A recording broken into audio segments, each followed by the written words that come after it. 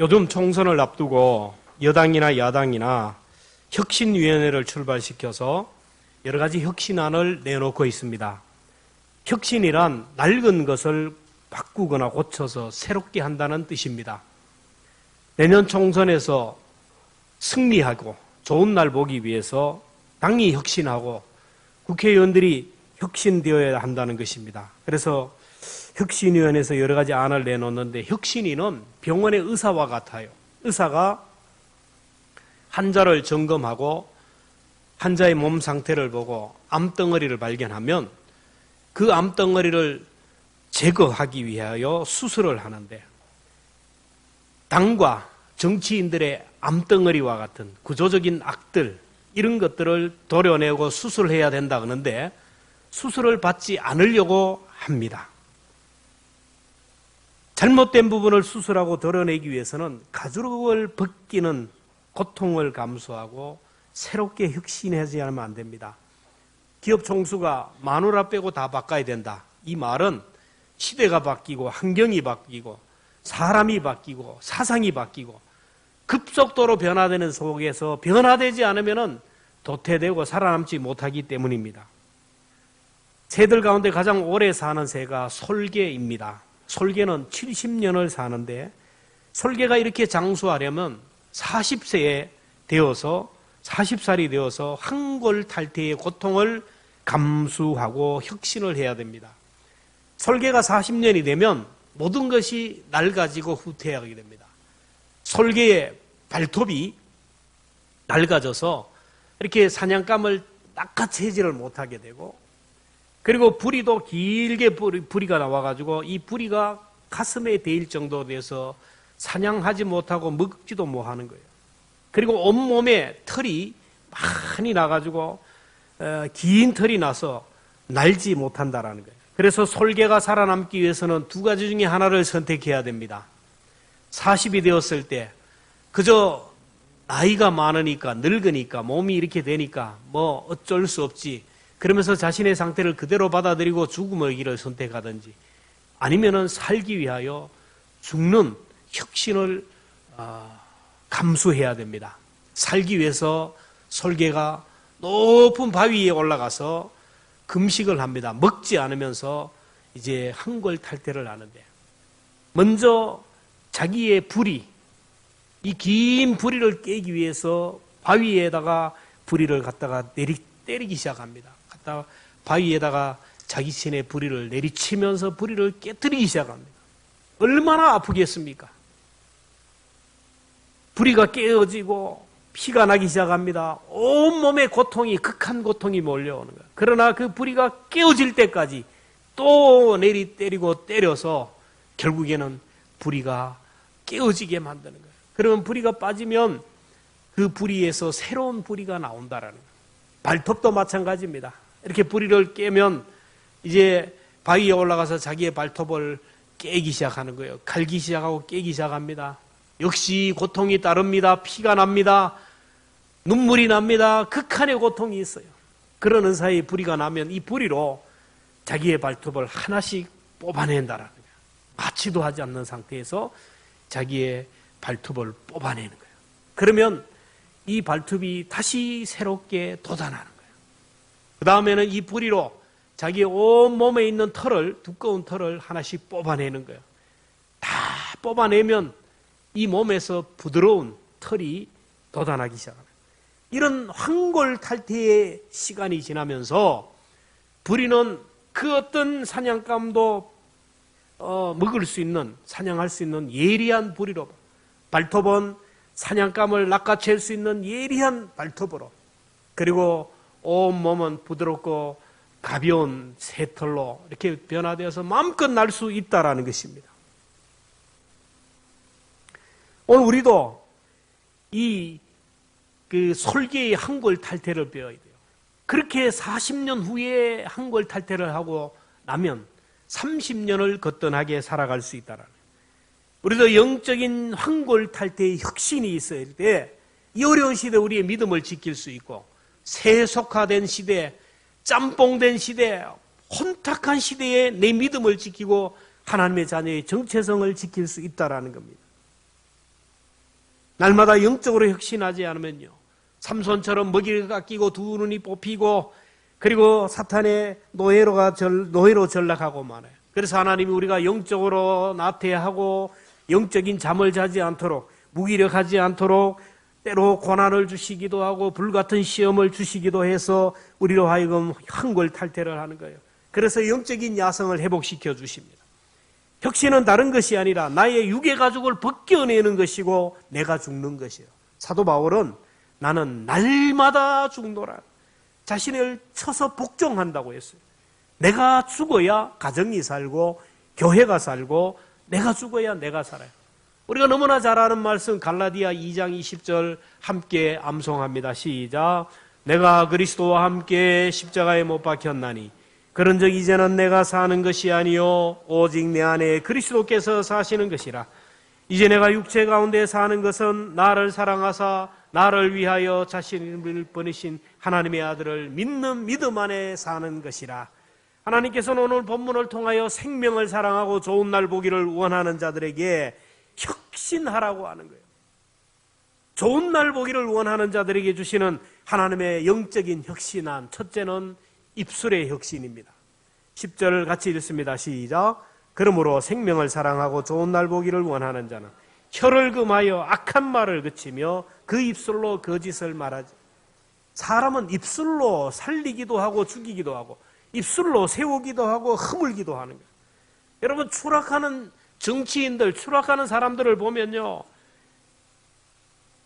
입술로 민심을 잃어버리고 사람을 잃어버리고 입술로 자기 이미지를 베려버리는 사람들을 보면 입술이 얼마나 거칠고요, 얼마나 사납고 얼마나 예의가 없고 사람들에게 상처를 주고 고통을 주는지 몰라요. 입술로 노인 비하 발언을 합니다. 입술로 여성 비하 발언을 합니다. 입술로 사람의 인격을 모독하고 상처를 주고 입술로 사람들을 갈라칩니다. 여러분, 말에는 건세가 있어가지고 이 말 한마디로 하늘문이 열리기도 하고 하늘문이 닫히기도 하고 말 한마디로 우리 환경이 열리기도 해요. 야고보 3장 4절에 보면 혀는 배의 키와 같다. 몇천 톤, 몇만 톤 되는 큰 배가 여러분 조그마한 배의 키 하나로 결정이 되는 거예요. 방향이 결정되지. 오늘 우리들이 말하는 것 아무것도 아닌 것 같지만 우리의 입술의 말로 인하여 우리의 미래를, 우리의 영혼을 좌우한다라는 거예요. 그래서 생명을 사랑하고 좋은 날 보기를 원하는 자는 혀를 금하여 악한 말을 그치고 그 입술로 계율을 말하지 말라. 좋은 날 보기를 원하는 자는 악한 말을 그치라는 거예요. 속이는 말을 하지 말라는 겁니다. 악한 말, 속이는 말, 부정적이고 파괴적이고 비판적인 말은 나를 망하게 하는 겁니다. 잠언 18장 20절 같이 봅니다. 시작. 사람은 입에서 나오는 열매로 말미암아 배부르게 되나니 곧 그의 입술에서 나는 것으로 말미암아 만족하게 하느니라. 죽고 사는 것이 혀의 힘에 달렸어. 혀를 쓰기 좋아하는 자는 혀의 열매를 먹. 그래서 할 수만 있으면 우리는 좋은 말을 해야 돼요. 긍정적인 말을 해야 됩니다. 살리는 말을 해야 됩니다. 생명의 말을 해야 돼요. 격려하고 칭찬하고 위로하는 말을 많이 해야 돼요. 할 수만 있으면 하나님을 높이는 찬양, 하나님 앞에 기도하는 기도에 하나님께 감사하는 말을 많이 해야 돼요.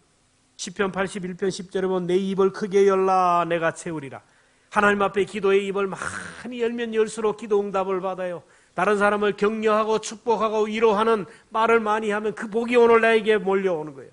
여러분, 누에 고치가 자기 입에서 나오는 이 실을 가지고 집을 짓듯이 그 자기 입에서 나오는 실로 자기 집을 만들듯이 오늘 우리 사람들도 자기 입에서 나오는 말로 자기 인생의 집을 짓는 것을 봅니다. 그래서 믿음의 말은 믿음의 집을 지어요. 여러분, 주일마다 하나님 앞에 나와서 찬송하고 기도하고 말씀 읽고 하는 것, 이거 여러분 집에서 찬송하고 말씀 읽는 것, 이게 뭐냐면 여러분의 천국의 집을 짓는 것이고 믿음의 집을 지어가는 거예요. 사랑의 말은 사랑의 집을 짓고요, 소망의 말은 소망의 집을 짓고, 긍정적인 말은 긍정적인 집을, 향기로운 말을 많이 하는 사람은 향기로운 집을 짓습니다. 큰 말을 많이 하는 사람은 큰 집을 지어요. 그래서 우리 환경이 어떻지 간에 우리 환경을 넘는 말을 해야 돼요. 우리 상황에 맞는 말만 하면 안 돼요. 눈에 보이는 상황만 설명하고 눈에 보이는 상황만 말하면 안 돼요. 이 상황을 넘어서는 말, 초월하는 말을 해요. 내 몸이 비록 아플지라도 나는 건강하게 될 것이다. 하나님께서 나에게 건강을 허락해 주실 것이다. 하나님이 나에게 장수의 복을 주실 것이다. 가난해도 나는 결코 가난하게 인생을 마무리하지 않고 하나님께서 내게 부자가 되는 복을 주시고 하나님께서 나에게 부자가 되게 하시고 많은 사람에게 나눠주고 베풀고도 남는 복을 주실 것이다. 내 앞에 있는 큰 산은 평지가 될지어다. 자녀의 앞길도 열려지게 하시고 자녀들에게 좋은 배필도 생겨나게 하여 주시고 남편의 길도 열리고 내 인생길도 열리게 하여 주시고 내 앞에 닫힌 이 담도 무너지고 그리고 축복의 문도 열려질지어다. 여러분, 이런 말을 많이 해야 되는 이유가 뭐냐면 말하는 대로 된다고 했어요. 민수기 14장 28절에 보면 너희 말이 내 귀에 들리는 대로 내가 너희에게 행하리라. 그래서 언제나 우리 입술을 제어해야 됩니다. 부정적인 말을 제어해야 됩니다. 파괴적인 말을 제어해야 돼요. 욕하고 비난하고 수군거리는 이 말을 제어하고 은혜로운 말, 축복의 말만 하면 이 입술의 형신을 통하여 우리의 인생에 좋은 날을 보게 될 줄로 믿습니다. 이 해가 나가기 전에 여러분, 내 입술을 아직까지 제어가 되지 않는 입술, 분노하고 욕을 하고 비판하고 정죄하고 비건설적이고 파괴적인 이 입술을 혁신함으로 인하여 새해에는 밝은 날을 입술로 열어갈 수 있기를 축복합니다. 좋은 날 보기를 원하는 자들이 주신 영적 혁신한 두 번째는 관계의 혁신이에요. 인간관계가 매이면 만사가 매여요. 인간관계가 꼬이면 만사가 꼬이게 되고 인간관계가 꼬이면 내 인생에 걸림돌이 자꾸 생깁니다. 그리고 장애물들이 자꾸 생겨요. 태산 같은 문제가 생겨요. 여러분, 내 인생이 자꾸 꼬이고 자꾸 원수가 나타나고 나에게 태클을 거는 사람들이 있으면 내가 그만큼 관계에 문제가 있다는 것을 하고 관계의 혁신을 해야 돼요. 인간관계가 잘 되면 만사가 형통하고 좋은 날을 보게 돼요. 왜 그럴까요? 하나님이 아브라함을 통하여 주신 말씀입니다. 창세기 12장 1, 3절 같이 봅니다. 시작. 너를 축복하는 자에게 내가 복을, 너를 저주하는 자에게 내가 저주하리니 땅의 모든 족속이 너로 말미암아 복을 얻을 것이라. 아브라함에게 하신 말씀. 아브라함, 너를 축복하는 사람을 내가 내 복을 줄 것이다. 너를 저주하는 사람을 내가 저주할 것이다. 그래서 너는 복의 통로가 될 것이다. 이 말씀은 오늘 우리에게 주신 말씀이에요. 내 옆에 있는 아브라함, 내 옆에 있는 사람을 내가 축복하면 하나님이 나를 축복하신대요. 내 옆에 있는 사람을 저주하면 하나님이 나를 저주한대요. 내 옆에 있는 사람을 도와주고 격려하고 칭찬하고 축복하면 하나님이 나를 축복한대요. 내 옆에 있는 사람에게 상처를 주고 아픔을 주고 고통을 주면 하나님이 내 앞길을 막아버린다라는 거예요. 그러면 내 옆에 있는 사람은 하나님이 보낸 천사요, 내 인생의 디딤돌이요, 내가 올라갈 수 없는, 내가 도달할 수 없는 곳에 올라가게 하는 사닥다리와 같은 존재가 된다라는 거예요. 여러분, 내가 만나는 사람과 좋은 관계를 맺으면 내 인생이 좋아져요. 내가 만나는 사람과 관계가 틀어지면 내 인생이 어려워요. 보면 교회 안에서도 원수가 많아요. 원수가 많아요. 그 사람만 보면 확 돌아서요. 그럴 일이 뭐가 있어요, 여러분. 올 한 해 여러분, 부부관계가 회복되기를 바라고 부자간에도 관계가 회복되기를 바라고 우리 성도들과의 관계 속에서 서먹서먹하고 섭섭마귀가 들어와가지고 오해된 것이 있으면 꼭 풀어가기를 주의 이름으로 축원합니다. 목사는 성도들을 다 사랑해요. 다 아낌없이 사랑하는데 섭섭마귀가 들어가면 오해를 합니다. 괜히 오해를 해가지고 사탄에게 넘어가가지고 말씀이 안 들어오는 거예요. 영적으로 손해를 봐요. 여러분, 제가 혹시 부족해서 혹시 말을 서툴게 해서 여러분에게 상처가 주었다면 생긴 게 그러니까 그렇게 넘어가시고 오해하지 말고 다 풀어버리기를 축원합니다. 저뿐만 아니라 여러분 모두가 다 그래요. 모두가 악한 사람 없어요. 다 하나님의 사람입니다. 은혜 받은 사람이에요. 문제는 내가 그걸 수용할 수 있는 마음이 부족한 거, 그 사람을 품을 수 있는 그릇이 부족하기에. 여러분, 관계의 혁신을 해야 돼. 이게 굉장히 중요합니다. 8절 9절 같이 봅니다. 시작. 마지막으로 말하노니 너희가 다 마음을 같이하여 동정하며 형제를 사랑하며 불쌍히 여기며 겸손하며 악을 악으로 욕을 욕으로 갚지 말고 도리어 복을 빌라. 이를 위하여 너희가 부르심을 받았으니 이는 복을 이어받게 하려 하심이라. 11절입니다. 시작. 악에서 떠나 선을 행하고 화평을 구하며 그것을 따르라. 옆에 있는 사람은 하나님이 보낸 천사입니다. 내 인생에 한 단계 더 업그레이드 할 수 있는 디딤돌입니다. 내가 도달할 수 없는 내 한계 상황을 극복해 줄 수 있는 인생의 사닥다리와 같아요. 그래서 관계를 잘 해야 돼요. 여러분, 관계가 안 되면 인생이 피곤해요. 돈이 없으면 좀 불편하지만 참으면 돼요. 몸이 아프면요, 병원 가고 잘 견디면 관계를 몸을 관리를 하면 돼요. 관계가 깨어지면요, 이거 불능이에요. 집에 들어가기, 집구석에 들어가기가 싫은데 원수가 집에 들어가. 관계가 틀리면요, 구역 예배 가기가 싫어요. 거기 가면 원수가 있는데요. 관계가 틀리면 교회 가기 싫어요. 교회 가기 싫어요. 왜 그런 관계를 만듭니까? 만나면 좋은 관계, 만나면 서로 또 오고 싶고 또 만나고 싶은 그런 관계. 여러분, 그 관계가 회복되면 거기가 바로 천국이고 거기가 바로 우리 하나님의 나라가 이루어지는 거예요. 올 한 해 여러분 메인 것이 있으면 다 풀어가시기를 축원합니다. 만남은 하나님이 주셨지만 그 만남을 통한 관계는 내가 만들어가는 거예요. 그래서 로마서 12장 18절에 보면 할 수만 있으면 너희로는 모든 사람과 더불어 화평하라. 할 수만 있으면 만나는 사람마다 좋은 관계를 맺으라는 거예요. 사람을 얻고 화평하려면 기본적으로 사람이 겸손해야 됩니다. 교만하면 사람이 없어요. 교만하면 외롭고요. 교만하면 왕따를 당하고 교만하면 그 사람만 손해요.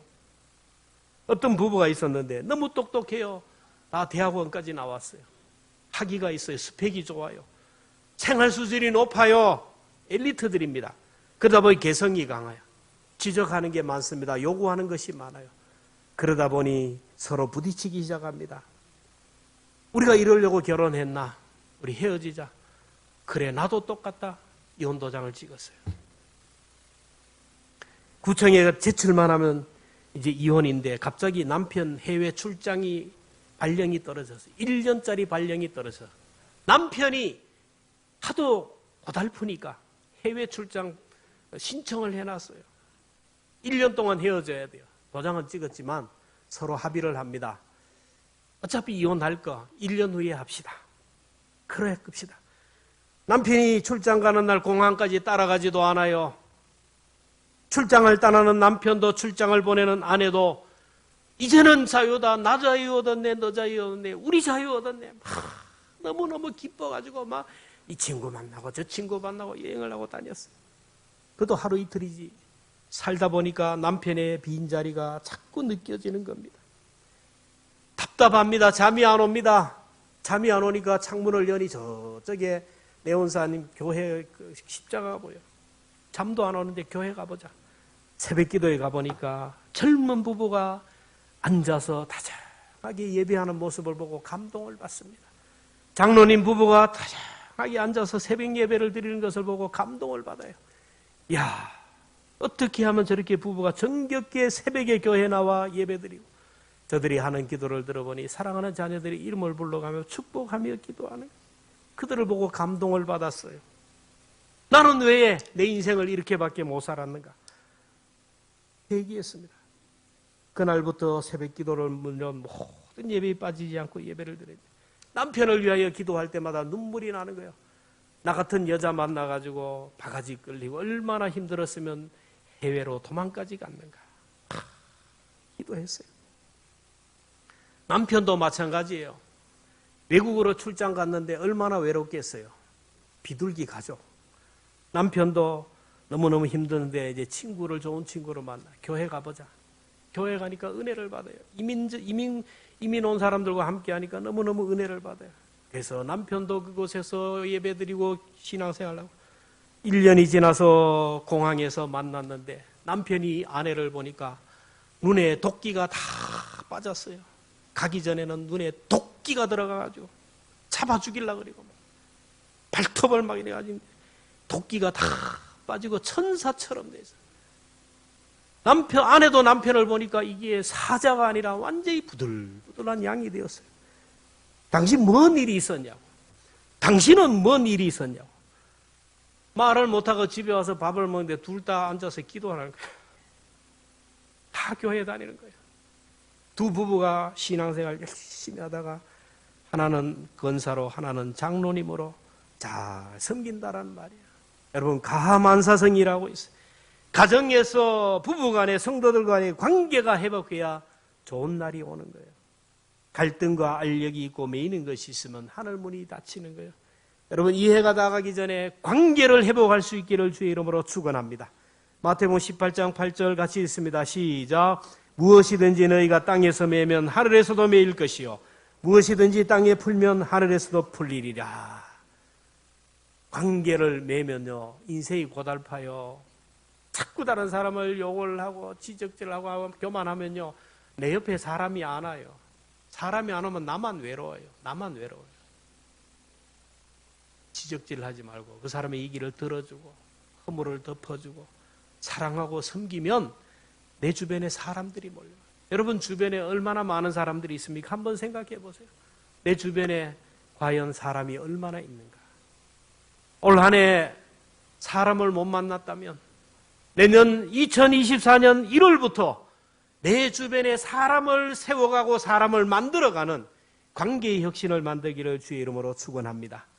좋은 날 보기를 원하는 자들에게 주신 영적 혁신안 세 번째는 사명 혁신입니다. 좋은 날 보기를 원하는 자는 11절에 보면 악에서 떠나 선을 행하라. 여러분 하나님이 우리 인간을 만드신 이유는 선한 일을 위해서라는 거예요. 에베소 2장 10절입니다. 같이 봅니다. 시작. 우리는 그가 만드신 바라 그리스도 예수 안에서 선한 일을 위하여 지으심을 받은. 하나님이 우리를 만든 이유가 선한 일을 하라고, 나쁜 일을 하라고, 악한 일을 하라고 하는 게 아니에요.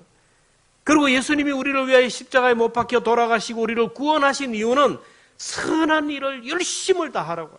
기도서 2장 14절입니다. 시작. 그가 우리를 대신하여 자신을 주시면 모든 불법에서 우리를 속량하시고 우리를 깨끗하게 하사 선한 일을 열심히 하는 자기 백성이 되게 하려 하심이라. 그렇습니다. 그러므로 우리 하나님의 자녀는 선한 일을 위하여 만든 자, 선한 일을 위하여 열심을 내어야 하는 사람. 사도 바울도 일생을 선한 일을 하고 임종 직전에 자기의 사역을 한 문장으로 요약했는데 너무나 잘 아는 말씀 디모데후서 4장 7절 8절 같이 읽습니다. 시작. 나는 선한 싸움을 싸우고 나의 달려갈 길을 마치고 믿음을 지켰으니 이제후로는 나를 위하여 이의 면류관이 예비되었으므로 주 곧 의로우신 재판장이 그날에 내게 주실 것이며 내게만 아니라 주의 나타나심을 사모하는 모든 자에게니라. 아멘. 여러분 하나님께서 우리에게 이런 선한 일을 주신 이유는 주의 나타나심을 사모하는 모든 자들에게 주시는 하나님의 은혜의 메시지라는 것을 꼭 기억해야 됩니다. 사도 바울은 선한 일을 위하여 자기는 일생을 바치고 일생을 순종했다고 했습니다. 오늘 우리들도 사도 바울처럼 살아가면서 선한 일을 위하여 해야 돼요.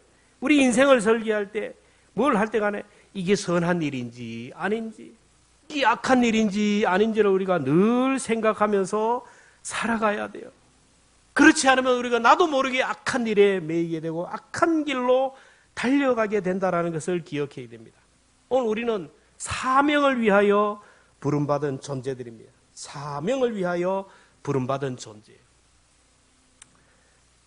우리 2023년도 지금까지 우리가 열심을 다하여 사명의 자리에 섰습니다. 사명의 자리를 향하여 우리가 날마다 달려가고 있어요. 그런데 우리가 사명이 무엇이냐? 하나님이 우리에게 항존 직분자들, 서리 집사, 여러 가지 또 새해가 되면 저마다 사명을 주셨는데 이 사명의 본질적인 이유는 이거 하나 하라고 주신 거예요. 선한 일이 뭡니까? 죽어가는 영혼을 구원하는 것. 연약한 영혼을 세우는 것. 이게 바로 하나님께서 우리에게 주시는 사명이라는 거예요.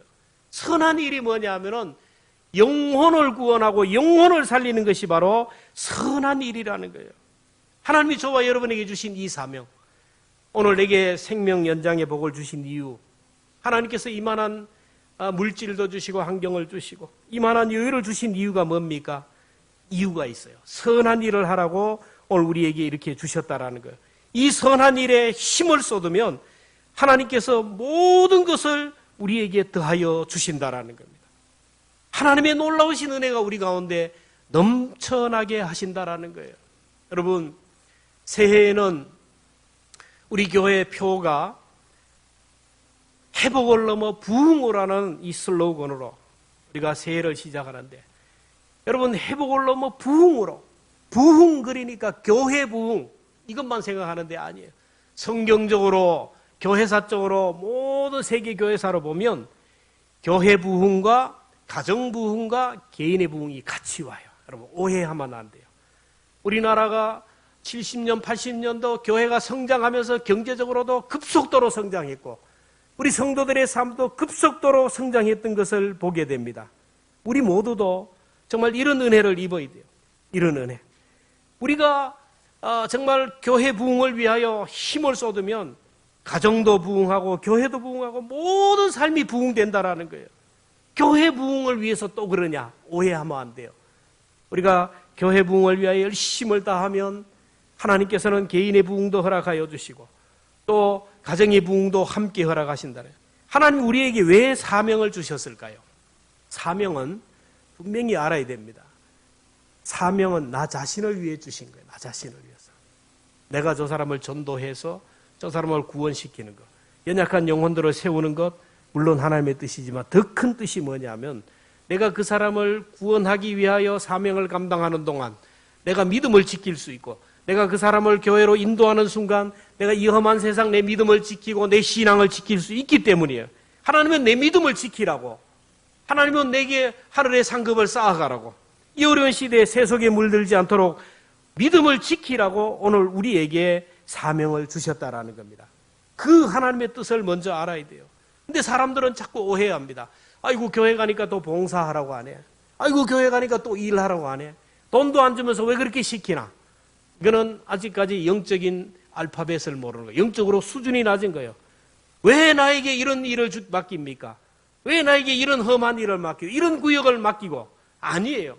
하나님은 그 일을 하면서 본인의 믿음이 자라고 본인의 신앙을 지키고 본인으로 하여금 하나님의 사람으로 세우기 위해서 하나님께서 주셨다는 거예요. 하나님은 좋으신 하나님, 선하신 하나님이에요. 나를 위해서, 우리 가정을 위해서 하나님이 나에게 사명을 주셨다는 것을 꼭 기억하면서 날마다 사명을 잘 감당하는 우리 모두가 되기를 주님의 이름으로 축원합니다. 전에 오는 전설에 의하면 소돔과 고모라성이 멸망할 때 한 노인이 아침부터 나와서 자꾸 하나님의 말씀을 전해요. 회개하세요. 여러분 믿음으로 살아야 됩니다. 하나님이 이 도성을 멸망시킵니다. 그러면 사람들이 막 그래요. 우리가 회개해야죠. 그런 게 아니고 오는 사람, 가는 사람마다 영감탱이가 재수없게 아침부터 나와가지고 욕을 합니다. 손가락질을 합니다. 막 침을 뱉어요. 좋은 말 하는 사람이 하나도 없어요. 의인 10명이 없는 도성이니까. 계속 욕을 먹으면서 일을 하는 거예요. 그때 보다 못한 옆에 사람이, 할아버지 왜 그렇게 쓸데없는 소리를 합니까? 누구 하나 받아들이는 사람 없고 누구 하나 긍정적인 말을 하는 사람 없고 사람들마다 소음이라고 욕을 하고 비난하는데 왜 이렇게 아침부터 이런 헛된 일을 합니까? 그때 노인이 얘기합니다. 저 사람들을 위하여 전하는 것이 아닙니다. 혹시나 한 사람이라도 구원받으면 다행이지만 나는 나 자신을 위해서 이렇게 하는 거예요. 내가 이렇게 나와서 말씀을 전하지 않고 내가 이렇게 나와서 복음을 전하지 않으면 내 이 험한 세상, 이 썩어질 세상 속에서 같이 동화되고 내 믿음을 지킬 수 없기 때문에 내가 내 믿음을 지키기 위하여 나는 날마다 이곳에 나옵니다. 여러분, 우리가 예배를 드리는 것 하나님께 영광 돌리는 일이지만 결국 내 믿음을 지키라고 예배하는 거예요. 교회도요, 여러분의 믿음을 위해 존재하는 거예요. 이 예배도 내 믿음을 지키기 위해, 찬양대가 찬양하는 것도 여러분의 믿음을 지키기 위해서예요. 주일을 우리가 지키는 게 아니에요. 주일이 내 신앙을 지켜주는 겁니다. 내가 주일을 지키는 게 아니라는 거예요. 하나님이 주일을 주셨어요. 그 주일이 오늘 우리를 지키는 거예요. 말씀이 우리를 지키는 것이고 사명이 우리를 지켜가는 것입니다. 기도해서 응답받는다? 맞는 말입니다. 하나 기도가 내 믿음을 지켜가는 거예요. 우리가 기도하는 동안 하나님이 은혜를 주시고 기도하는 동안 우리를 진리 가운데 서게 하는, 가만히 가이세, 조미 감사 운동, 말씀 운동, 다 이게 뭐냐면은 내 믿음을 지켜가는 거예요. 우리 교회도 혁신을 해야 됩니다. 회복을 넘어 부흥으로 올라가기 위하여 혁신을 해야 되는데 하나님께서는 주일마다 말씀을 통하여 우리에게 혁신안을 주십니다. 이 혁신안을 주실 때 이걸 그냥 그대로 받아들여야 돼요. 오늘 여당과 야당이 혁신안을 안 받아들이잖아요. 자기들의 기득권을 잃어버릴까 봐 안 받아들이고 눈만 껌뻑 하다가 타임을 놓치고 그래가는 그 당은 그냥 망하고 마는 거예요. 오늘 우리가 하나님이 주신 혁신안 내게 손해가 되고 아픔이 되지만은 이 혁신안을 받아들일 때 믿음의 명품 성도, 명품 가정, 명품 교회가 돼요. 특별히 우리 교회가 혁신하기 위해서는 당의 핵심적인 인물들이 희생하고 헌신하듯이 우리 교회의 항존직부터 해가지고 핵심 멤버들이 여러분 혁신하지 않으면 교회 성장은 찾아볼 수가 없는 거예요. 생명을 사랑하고 좋은 날 보기를 원하는 자들에게 주시는 혁신안, 그 첫 번째가 뭐냐면 예배의 혁신입니다. 가죽을 벗기는 고통이 있고 뼈를 깎는 아픔이 있지만 여러분 예배에 목숨을 걸기를 주의 이름으로 축원합니다. 아프면은 병원에 가요. 택시 타고 병원 가고 119 타고 갑니다. 여러분 주일이면 어떤 일이 있어도 무슨 일이 있어도 교회 와서 예배할 수 있는 예배의 혁신을 꼭 이룰 수 있기를 축원합니다. 이 자리를 놓쳐버리면 여러분 소망이 없어요. 그리고 주일 낮 예배만 끝나니까 공적 예배가 우리가 기본이에요. 기본. 주일 오후 예배는 그래도 코로나 이후로 이전과 비교해서 많이 회복돼요. 수요일은 아직 회복이 안 돼요. 특별히 우리 권사님들, 우리 항존 직분자들은요, 수요일은 나와야 돼요. 그 시간에 뭐 합니까, 여러분?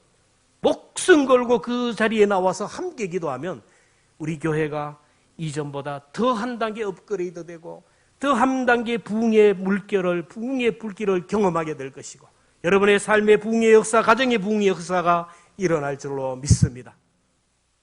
여러분 잠에서 깨어나야 됩니다. TV를 보면서 혁신안을 받아들이지 않는 그 사람들을 보고 욕을 하지만 지금 내가 내 자리에서 기득권을 가진 내 자리에서 여러분 그 예배의 자리에 나와야 되는 거예요. 보통 교회들마다 은혜를 받는 우리 직분자들, 교회 핵심 리더들은 앞자리에 앉아요. 앞자리에서 은혜를 받아요. 물론 뒷자리가 은혜 못 받는 자리가 아니라는 게 아닙니다. 뒷자리보다 앞자리에서 은혜를 받아야 돼요.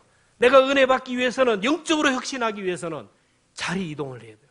자리로, 앞자리에 와서 은혜를 받아야 돼요. 만나는 사람들과의 관계도 좀 바꿔야 됩니다. 매주마다 똑같은 사람을 만나고 똑같은 사람과 차를 마시고 똑같은 사람과 식사를 하고 똑같은 사람과 대화하는 그 자리를 벗어나서 오늘부터라도 만나는 사람을 좀 바꾸기를 바라요. 좀 다른 사람과 만나고 좀 다른 사람과 교제하고 좀 더 다른 사람과 앉아 식사를 해야 돼요. 교육자들부터 모두가 좀 다른 사람과 만나가지고 교제하는 그런 시간이 되었으면 좋겠어요. 오늘부터입니다. 이번 주부터입니다. 여러분 하나님께서 우리에게 입술의 혁신을 요구하십니다. 관계의 혁신을 요구합니다. 사명의 혁신을 요구합니다. 이 혁신안을 받아들임으로 인하여 여러분이 좀 더 나은 단계로 업그레이드되고 내가 도달하지 못한 그 땅에 올라갈 수 있는 사다리를 통하여 올라갈 수 있는 그런 은혜가 있기를 주의 이름으로 축원합니다.